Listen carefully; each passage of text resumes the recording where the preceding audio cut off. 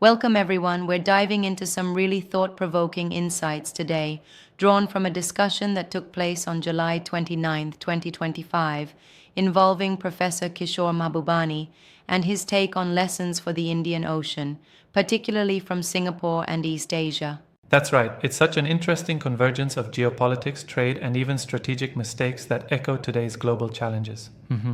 Absolutely. You know, one of the central topics was about how lessons from East Asia can be applied to the Indian Ocean region, especially considering the rise of trading blocs and the balancing act between regional powers.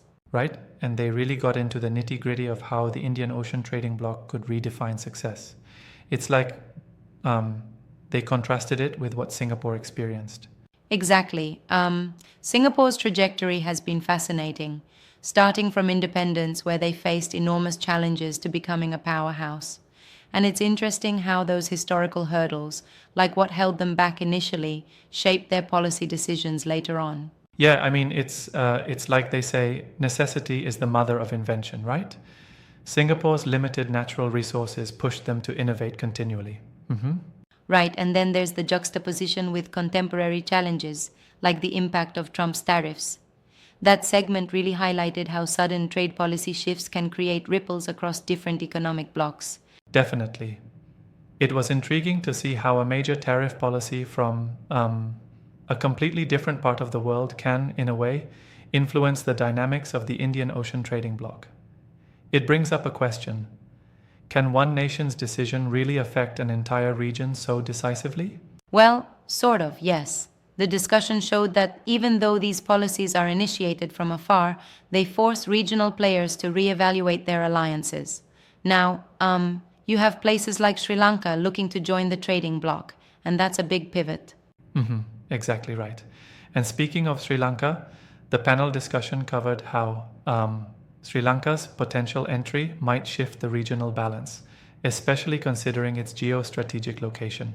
Yes, Sri Lanka's entrance into that bloc could essentially reinforce the idea that connectivity, both by sea and policy, is as important as geographical size. Yeah, it's all about strategic leverage. I totally get that, but I wonder, don't you think there were some potential pitfalls there? Like if they join a trade bloc, could they become too dependent on just that grouping? That's a fair point. While the panel emphasized the benefits like improved trade routes and political backing, there was also a subtle warning that over reliance might stifle independent policy moves. Sort of a double edged sword. Yeah, I can see that. Right, and moving on to another fascinating part, the debate on ASEAN's role in counterbalancing these shifts. It's interesting how ASEAN was portrayed as a stabilizing factor amid all these changes.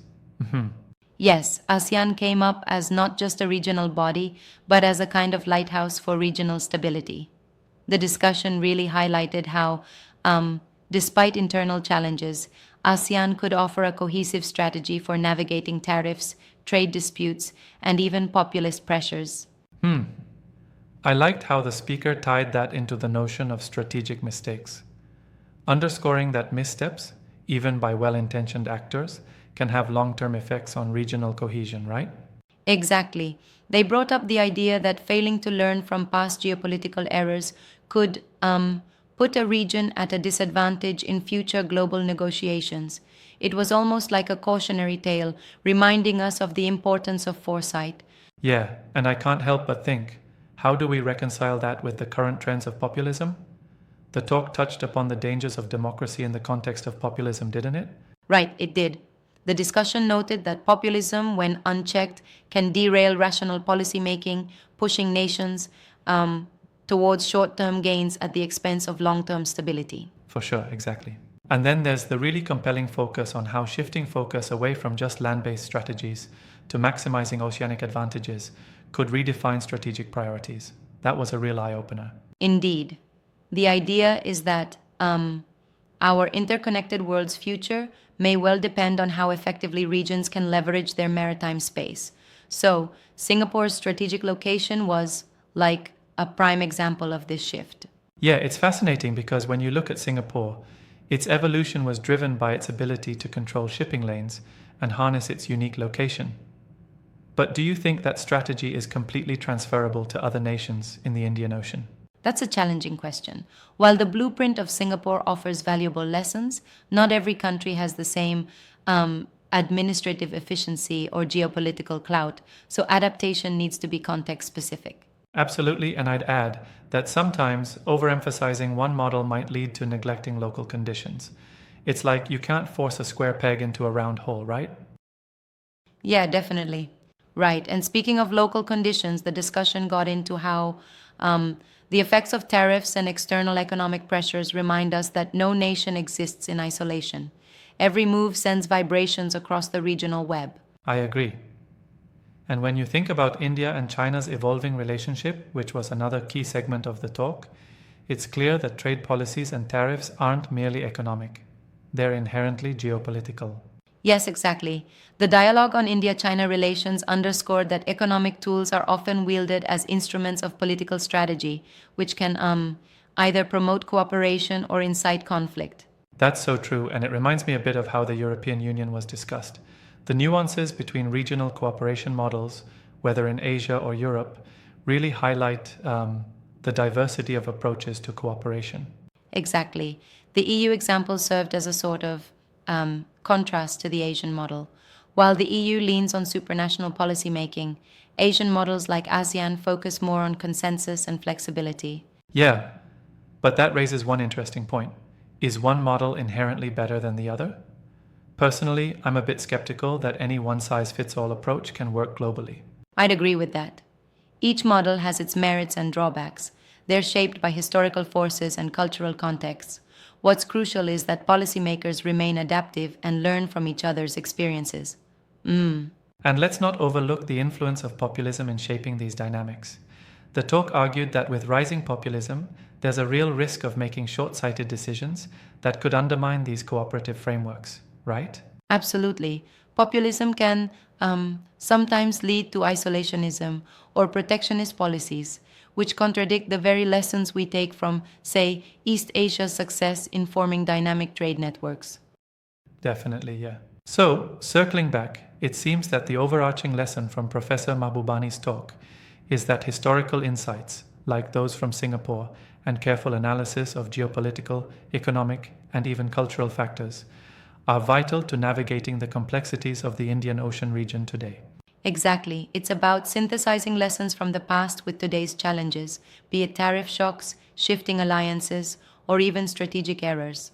And it's a reminder that a well informed approach can help steer regional futures in a more stable direction. I think that's the real takeaway. While the models vary, from the ASEAN way to the EU style, the shared wisdom is to be flexible and prudently engage with global shifts. Right. You know, it's like reconfiguring a blueprint on the fly, staying nimble in strategy while ensuring you have a solid foundation based on historical experience and intellectual rigor. Absolutely, I couldn't agree more. You mentioned earlier that Singapore's model might not be fully replicable elsewhere. Could you expand a little on that? I mean, what specific challenges do we face if we try to copy that blueprint exactly? Good question. The crux is that Singapore's success was very much tied to unique factors: its location, size, and governance structure. Other nations may not have those exact conditions, so blindly adopting that model without adaptation could lead to mismatches in policy Yeah, effectiveness. I see what you mean. And it seems like the discussion also hinted at learning from strategic mistakes. Sometimes the errors of one nation can really serve as a guide for others, right? Exactly. It's a bit like historical trial and error. We need to embrace those lessons not as deterrents, but as valuable insights that help mold a more resilient, integrated regional strategy. It really makes me think about how interdependent our global future is, like a network of dominoes where one move can set off a cascade of changes. Right.